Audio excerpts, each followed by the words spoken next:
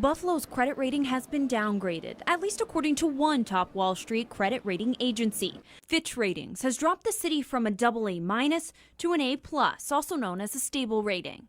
It points to, quote, the city's weak operating performance in recent years, overly optimistic revenue assumptions, and shortfalls in gaming revenues in connection with the state and Seneca Nation.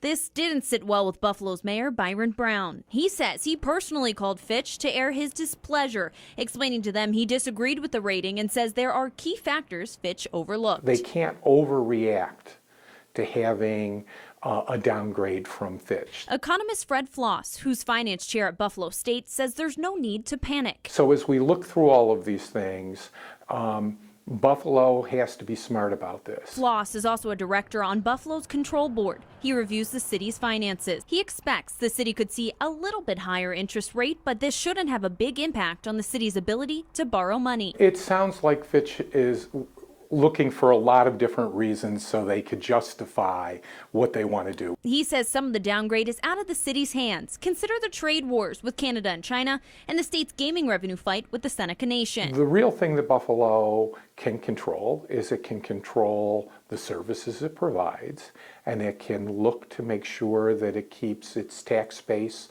growing as much as possible. Floss says moving forward, Buffalo needs not to overreact, but to ensure to balance the budget. If they make good investments, then there's really no reason to worry about this at all.